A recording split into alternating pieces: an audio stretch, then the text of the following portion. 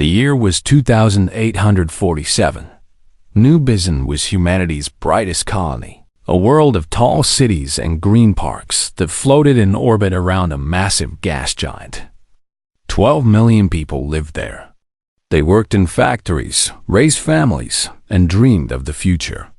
They thought they were safe. Admiral Park Do-hyun stood on the observation deck of the main space station.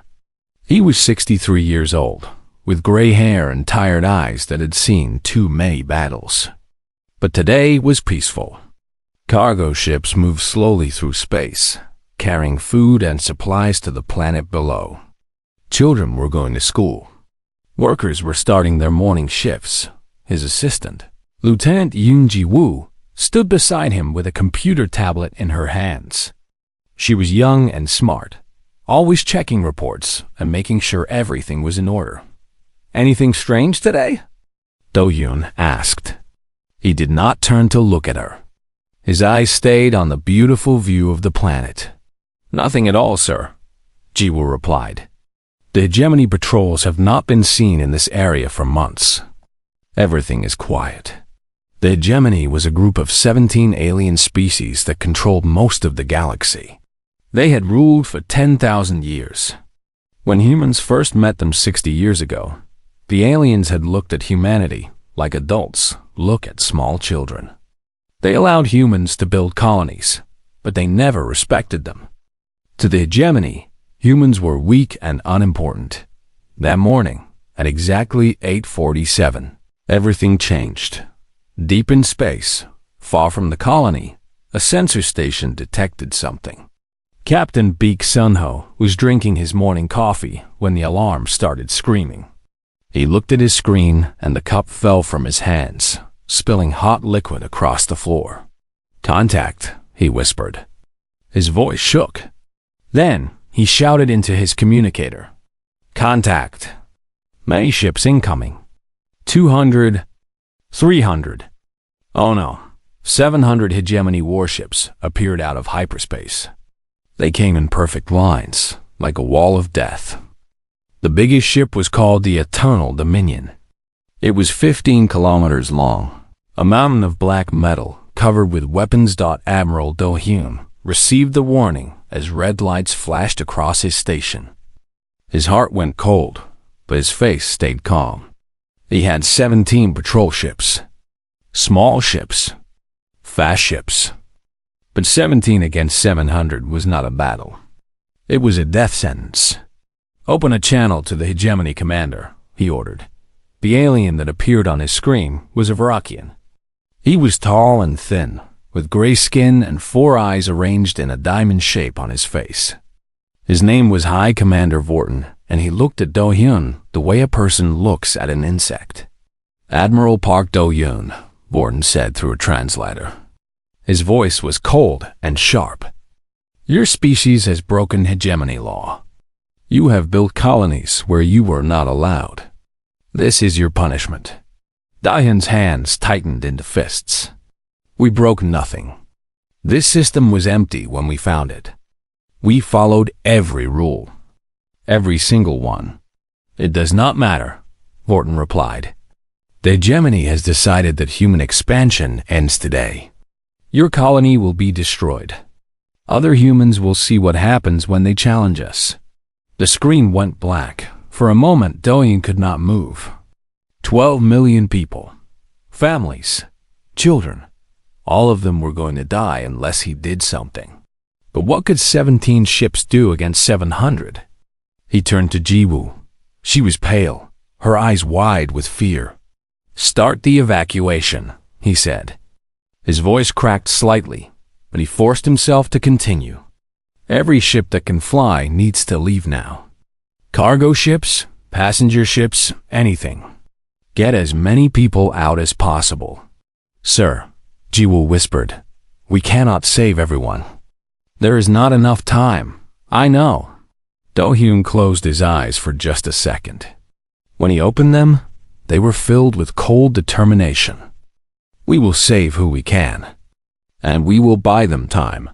The Battle of New Bizen lasted 14 minutes. Admiral Do-hyun led his 17 ships straight at the enemy fleet.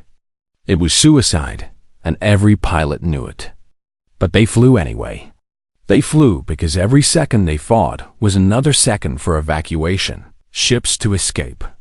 Do Hyun's flagship was called the Gwanggaeto. It was a good ship, fast and strong, but it was nothing compared to the hegemony monsters. Alien weapons tore through his fleet like fire through paper. One by one, human ships exploded into balls of flame, but they kept fighting. When the Gwanggaeto's weapons were destroyed, Do Hyun made his final decision. He pointed his dying ship at the nearest hegemony cruiser and pushed the engines to maximum.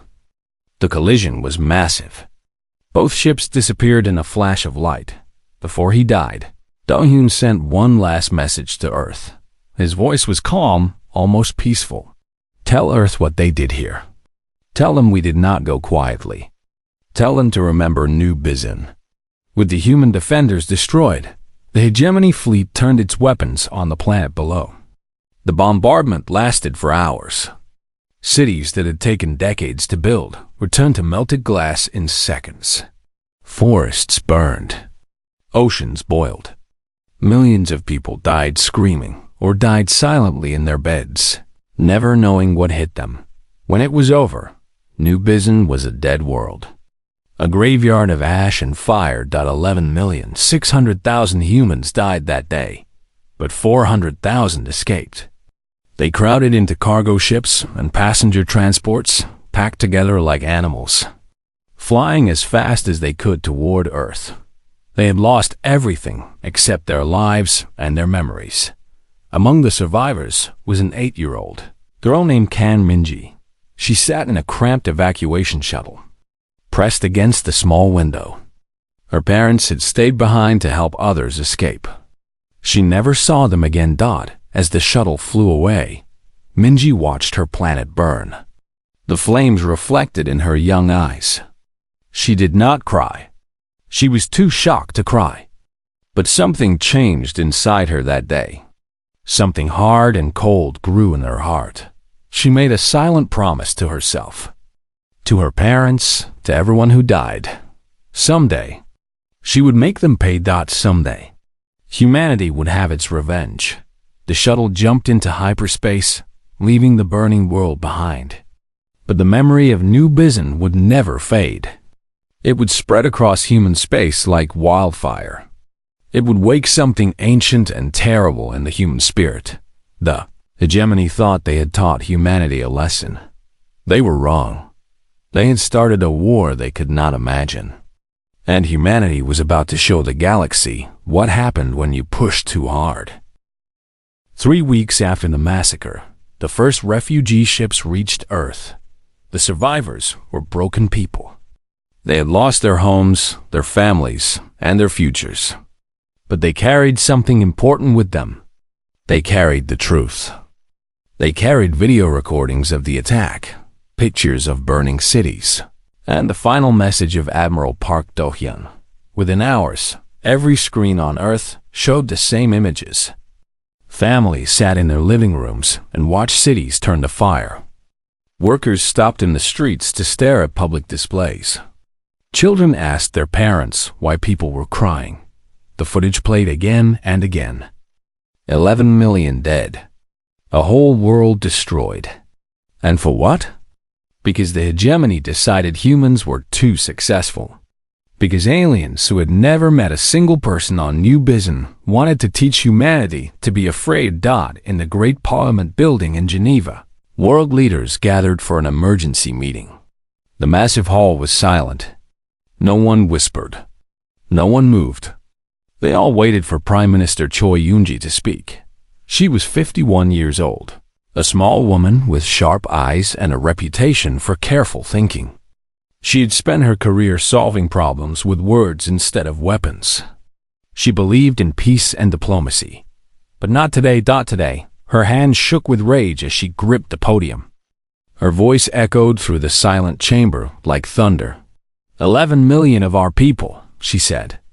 Not soldiers, not warriors, families, children, teachers and farmers and doctors. All of them murdered. Not in a fair war, but in a slaughter. The hegemony did not ask for surrender. They did not give warning. They simply killed. She paused.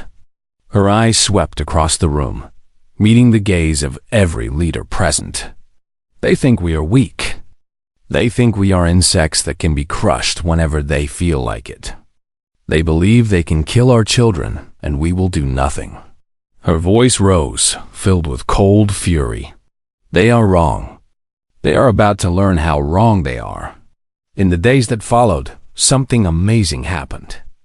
Something that had never happened before in all of human history. Humanity unified. Every nation on Earth, every colony in space, every corporation and organization set aside their differences. Countries that had argued for centuries suddenly agreed. Companies that had competed for profits now shared resources freely. Political enemies shook hands and started working together. The United Earth Defense Force, which had always been a small peacekeeping organization, was given unlimited power. Every factory on Earth and beyond was ordered to build weapons and ships. Every able person was asked to help Dot, and they did. By the millions, they volunteered. The man chosen to lead the military was Supreme Commander Shin Tai-woo. He was 48 years old, tall and serious, with a face that rarely smiled.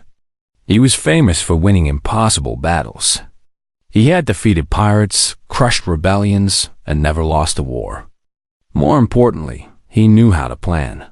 3 days after his appointment, he met with Prime Minister Choi in a secure room deep underground. "How bad is it?" she asked. Shin activated a holographic display. Blue lights filled the air, showing numbers and ship designs. "The hegemony thinks we have about 2,000 warships," he said. "They are correct. That is our official fleet. And unofficially?"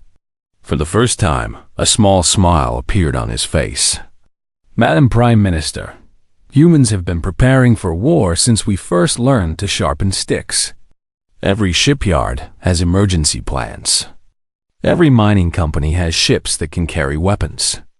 Every colony has hidden militia vessels that no census ever counted."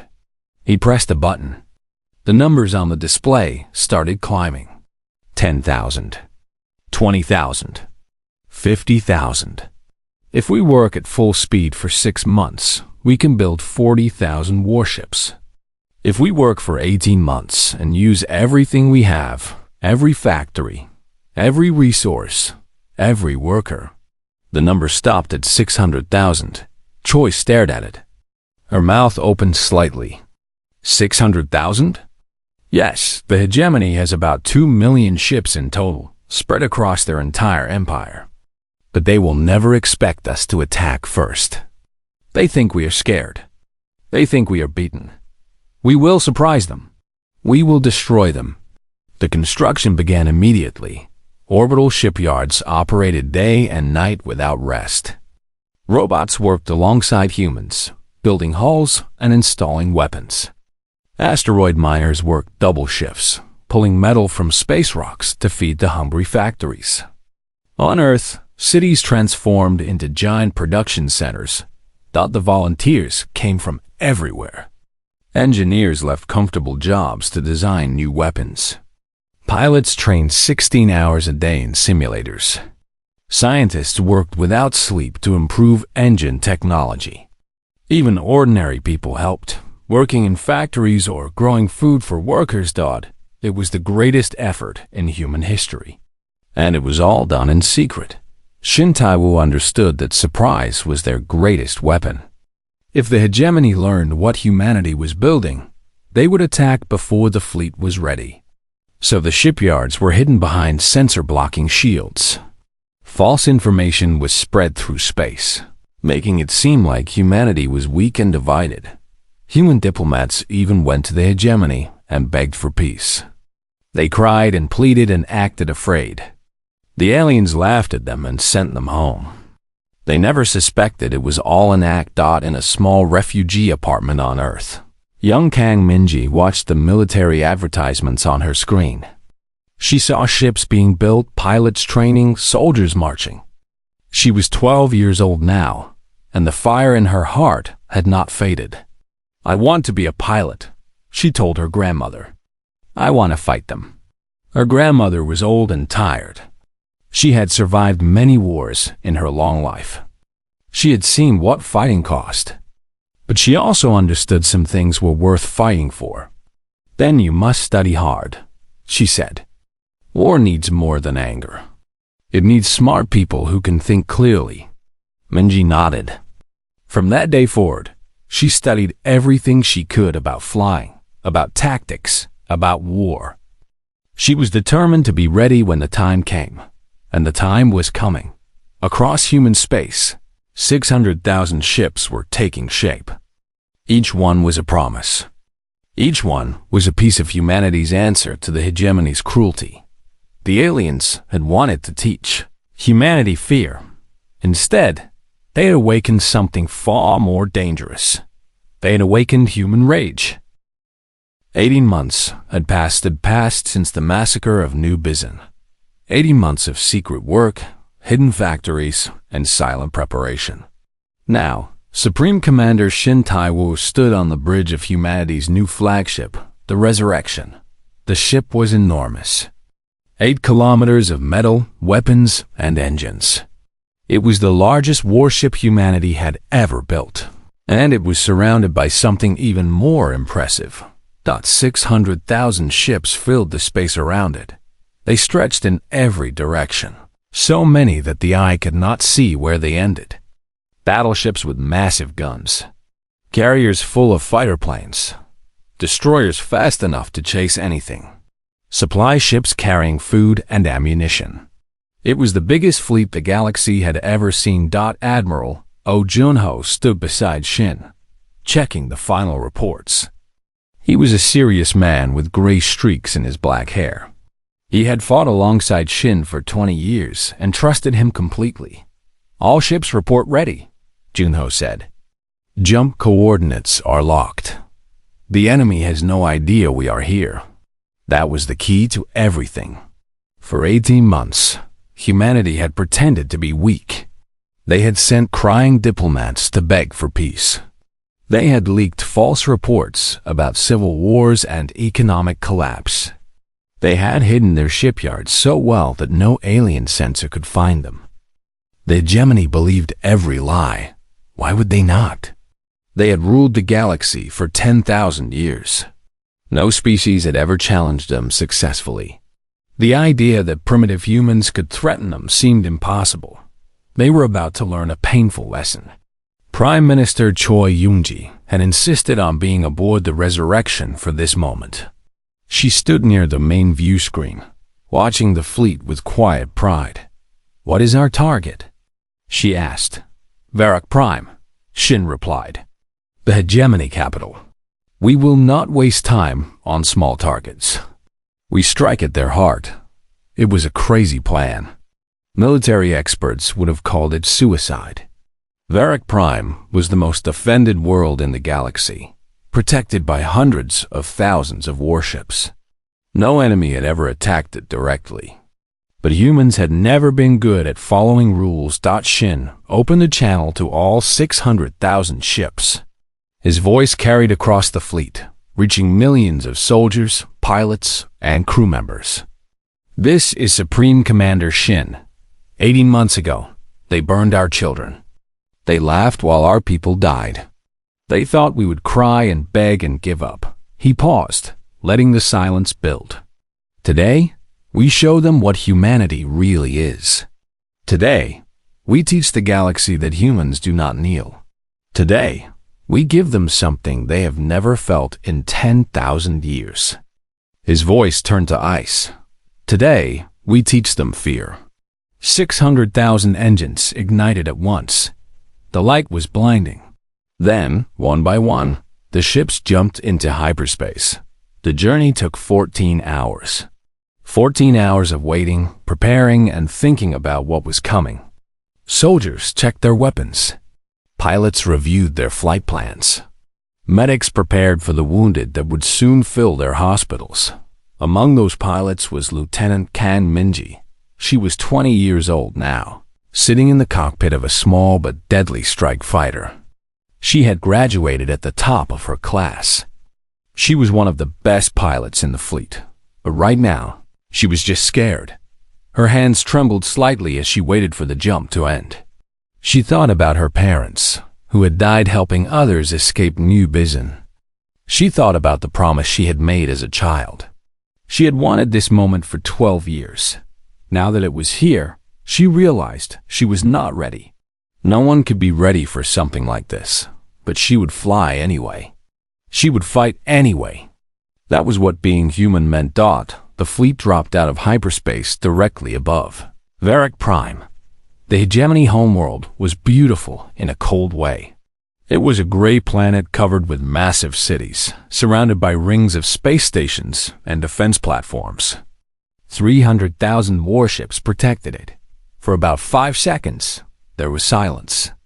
The alien commanders stared at their sensors, unable to believe what they were seeing. 600,000 enemy ships, more than they had ever faced in their entire history. Then the alarms started screaming. High Commander Vorton, the same alien who had ordered New Bizen's destruction, was in a council meeting when the attack began. An aide rushed in, his gray face pale with terror. "Commander, human ships. Hundreds of thousands of them." Vorton pushed past him and ran to the command center.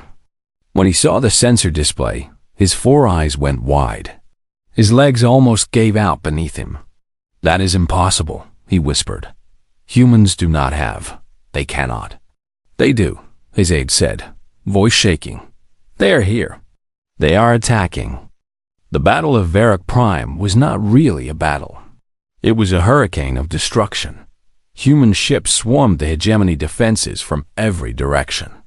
They were not as advanced as alien technology, but they made up for it with numbers and fury. Pilots flew straight at enemy weapons without hesitation. Captains rammed their damaged ships into alien vessels instead of retreating.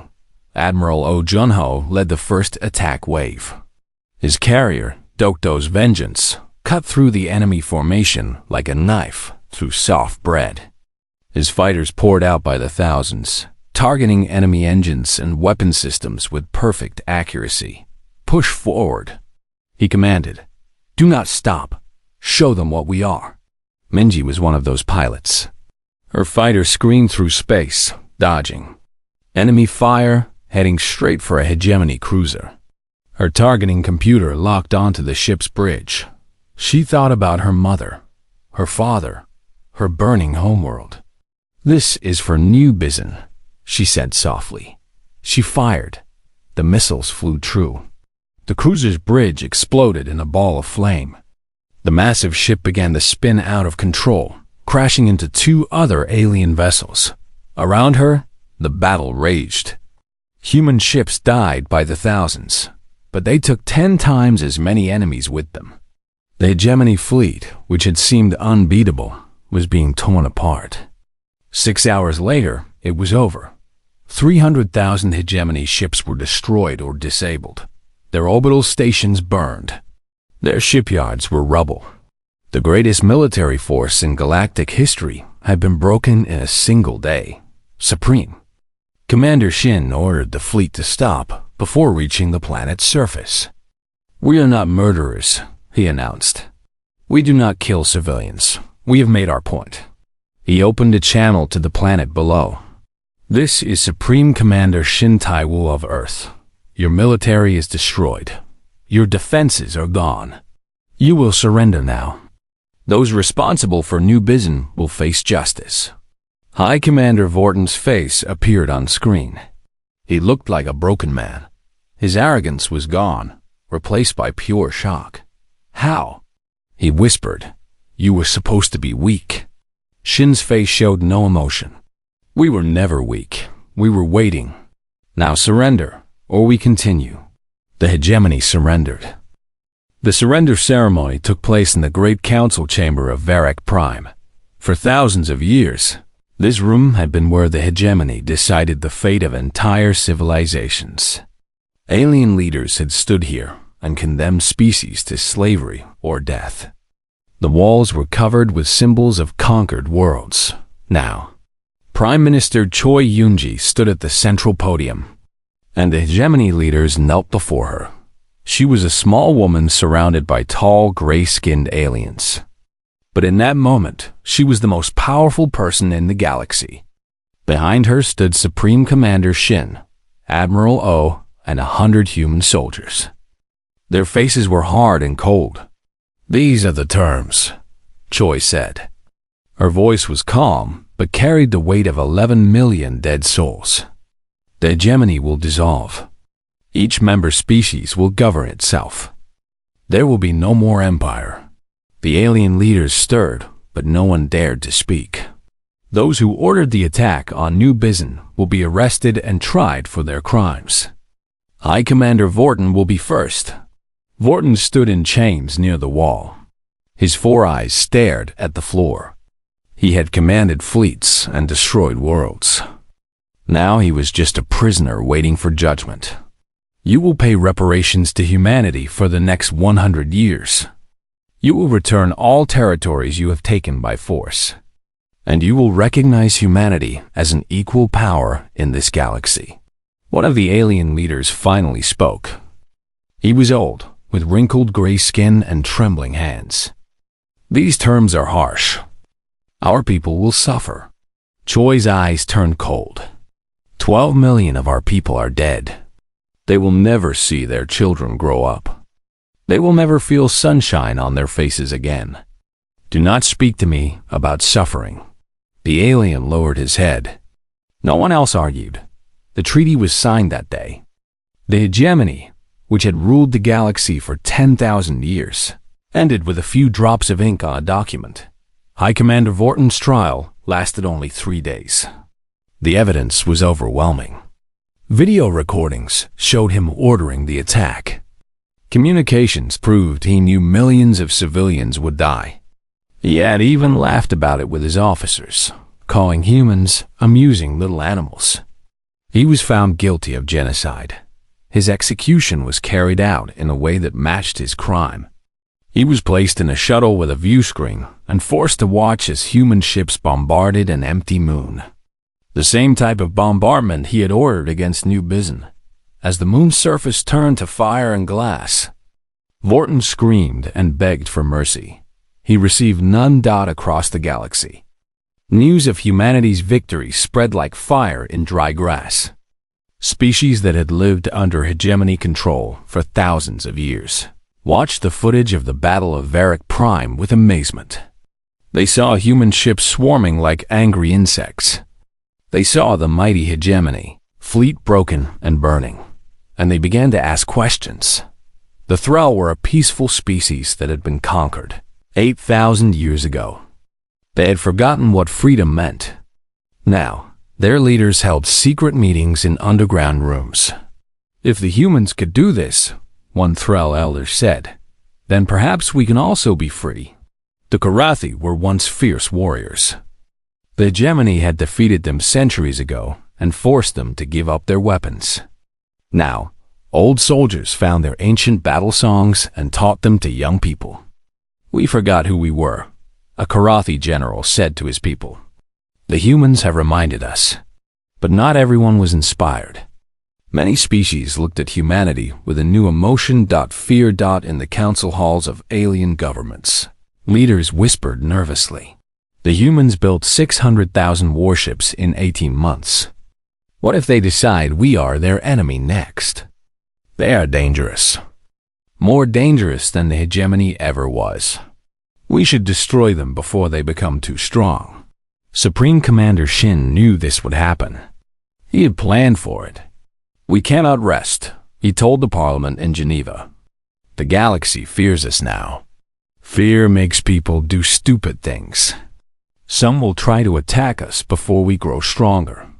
What do you suggest?" Prime Minister Choi asked. "We keep building. We keep the fleet ready. But we also reach out to those species who were hurt by the hegemony. We offer them friendship and protection. We create a new alliance, not based on conquest, but on mutual defense." He brought up a holographic map of the galaxy. It showed the former hegemony territory, now broken into dozens of pieces. If we do this right, we can build something better than the hegemony ever was.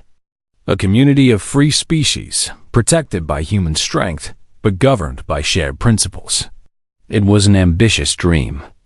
Many thought it was impossible, but humans had always been good at doing impossible things. On Earth, the celebrations were quiet.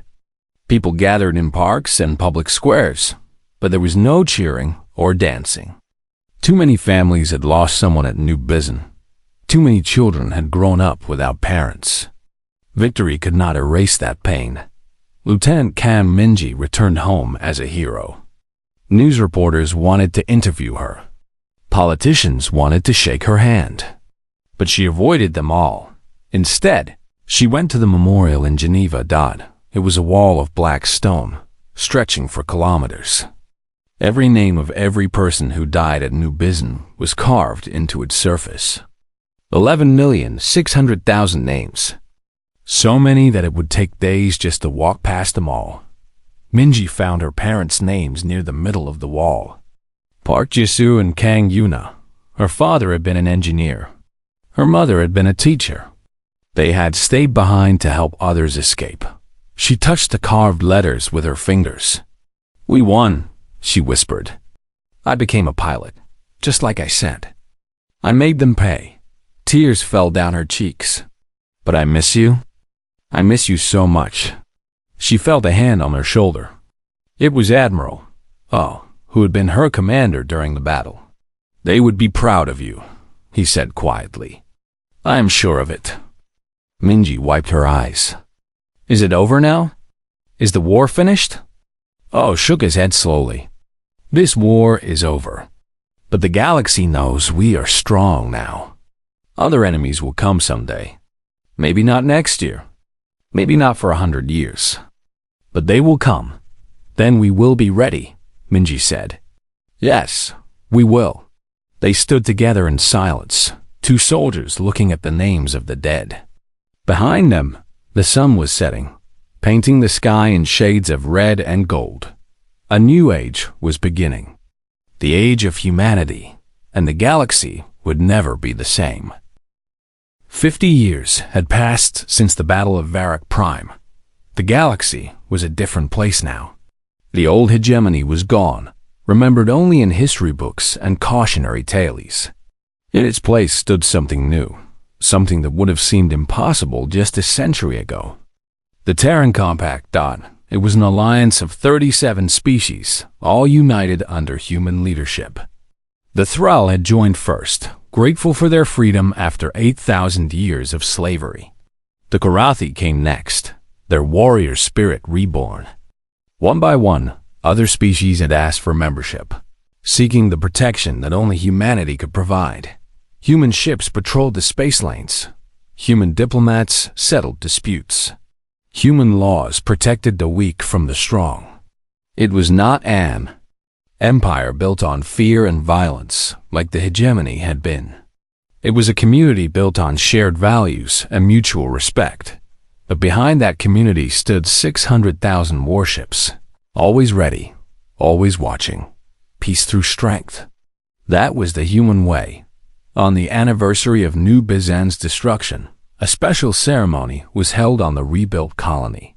The dead world had been transformed over 5 decades of hard work. New cities rose where old ones had burned. Green forests covered land that had been glass and ash. 12 million people lived there now, the same number that had died in the massacre. It was a deliberate choice, a statement. For every life the hegemony had taken, humanity had created a new one. Fleet Admiral Cam Minji stood on a platform overlooking the main memorial. She was 62 years old now, her black hair turned gray, her face lined with the marks of a long military career. But her eyes still held the same fire that had burned in them when she was a child watching her world die. Billions of people watched the ceremony through screens across the compact. Humans, Thrall, Karathi, and dozens of other species all waited to hear her speak. She looked out at the crowd. Families with children. Veterans with medals on their chests. Veterans with medals on their chests. Young people who had never known a galaxy without human power. They all looked at her with respect and hope. 50 years ago, she began, her voice carrying. Across the memorial grounds, I was a child on an evacuation shuttle, watching everything I loved burn. My parents stayed behind to save others. I never saw them again. The crowd was silent. Even the wind seemed to stop. I spent my whole life preparing for war, training to fight, learning to kill. I wanted revenge so badly that it consumed me. Every night, I dreamed of alien ships burning. Every morning, I woke up hungry for justice. She paused, her eyes moving across the faces before her. I got my revenge at Varric Prime. I destroyed enemy ships. I watched their fleet die. And when it was over, I felt. She shook her head slowly. Empty. My parents were still dead. My childhood friends were still gone. Revenge did not bring them back. Nothing could bring them back. Some people in the crowd were crying now. Old wounds, reopened by memory. But I learned something important in the years that followed. We did not fight just for revenge. We fought so that no one would ever suffer what we suffered. We built our fleet not just to destroy, but to protect. We created the compact not to rule, but to serve. Her voice grew stronger. Today, I am told that the era of war is ending, that humanity has secured its place, that we can finally rest. A small smile crossed her weathered face. But I remember what my grandmother told me when I was 12 years old and burning with anger. She said war needs more than fury. It needs memory. It needs wisdom. It needs the promise that we will never allow another new Bizon. Not for us, not for any species under our protection. She raised her hand in salute. High above, a formation of warships crossed the sky in perfect lines. There, engines left trails of light against the blue, like brushstrokes painted by giant hands. We are the species that came from a small blue planet and reached the stars. We are the species that faced extinction and chose to fight. We are the species that taught the galaxy fear and then offered it hope. Her voice rose, filled with pride and power and something deeper. We are human, and this is our era. The crowd erupted in cheers. Humans and aliens alike raised their fists to the sky. The sound echoed across the memorial grounds, across the rebuilt cities, across the entire planet. In orbit above, the flagship New Bizon's memory waited silently. It was the newest ship in the fleet, named for the colony that had died so that humanity could be reborn. Its crew came from a dozen different species, all working together as equals. The captain was human. The first officer was Threll. The chief engineer was Karathi. The medical officer came from a species that had only joined the compact 5 years ago. This was the future humanity had built. Not an empire of masters and slaves, but a family of survivors. Not peace through weakness, but peace through strength and shared purpose. After the ceremony, Minji walked alone through the memorial gardens. She found a quiet spot overlooking a lake that had been created from a crater left by the bombardment. Water lilies floated on the surface. Birds sang in the trees. It was beautiful. It was peaceful. And it had been built on the ashes of 11 million dead. She sat on a bench and looked up at the stars. Somewhere out there, in the depths of space, unknown dangers still waited. Ancient powers that had not yet revealed themselves. Threats that humanity could not imagine. But humanity would be ready. They had turned tragedy into triumph. They had transformed grief into greatness. They had proven that a species could face the worst the universe had to offer and emerge stronger. Minji thought about her parents. She thought about Admiral Park Do-hyun, who had died buying time for evacuees. She thought about Supreme Commander Shin, who had led the fleet to victory and died peacefully in his bed 10 years ago. honored by billions. "We did it," she said softly to the stars. "We built something worth protecting. We made the galaxy a better place." A young pilot approached her. He was human, maybe 20 years old, with eager eyes and a fresh uniform. "Admiral Kang? I'm sorry to disturb you. I just wanted to say you inspired me to join the fleet. Your story, everything you did, it means everything to my generation." Minji looked at him for a long moment. She saw herself in his eyes. The same fire, the same determination, the same belief that humans could do anything they set their minds to. "What is your name, pilot?" "Han Ji-hoon, ma'am." She stood up and placed her hand on his shoulder. "Then fly well, Ji-hoon. Protect what we have built, and never forget why we fight." "Never, ma'am, I promise." He saluted and walked away. Minji watched him go. Then she looked up at the stars one last time. The human era had begun, and it would last forever, because that was what humans did. They endured, they adapted, they overcame, and they never, ever gave up.